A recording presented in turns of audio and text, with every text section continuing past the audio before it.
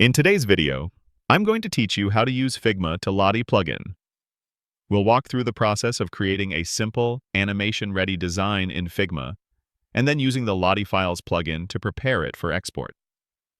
This will allow you to transform static Figma elements into lightweight, scalable Lottie animations, perfect for web or mobile applications, enhancing user experience with engaging motion. First things first, let's begin by adding a new frame to your Figma canvas. A frame acts as the foundational container for all your design elements, much like an artboard or a blank page where your design will live. You can easily add one by selecting the Frame tool from the toolbar at the top left of your screen, or simply by pressing the F key on your keyboard. Once selected, click and drag on the canvas to define your desired frame size. For this tutorial, any standard frame size will work perfectly to contain our example. Once you have your frame set up, the next step is to add a shape that resembles a bar graph. We'll start with a basic rectangle. Head over to the toolbar, select the Rectangle tool. You can also quickly access it by pressing R, and draw a vertical rectangle within your newly created frame. This will serve as the first bar in our simple graph representation, forming a fundamental building block for our animation. After placing your first shape, it's a good idea to change its color.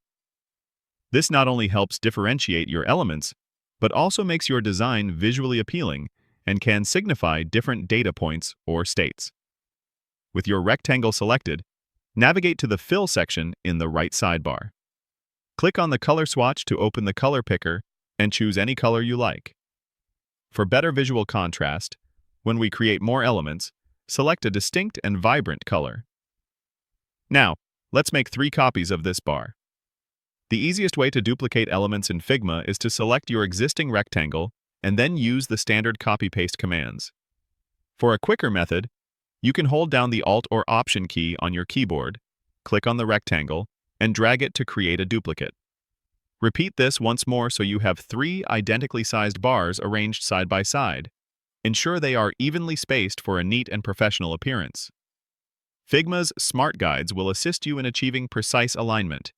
With your first set of 3 bars created, we now need to duplicate this entire set and then adjust the size of the new shapes. Select all 3 of your current bars. Then, duplicate this group, just as you did before. Once duplicated, reposition the new set of 3 bars so they are clearly separate from the original 3, perhaps below or to the side. The crucial part here is to adjust the height of these new bars. Make them distinctly different from the first set. For example, make them slightly shorter or taller. This variation in size is what will allow us to create a subtle animation later when we export to Lottie, giving the impression of movement or a change in data points. Once your design is ready and you have your 2 distinct sets of bars, it's time to activate the LottieFiles plugin.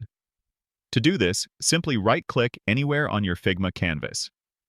In the context menu that appears, hover over Plugins, and you'll see a list of your installed plugins.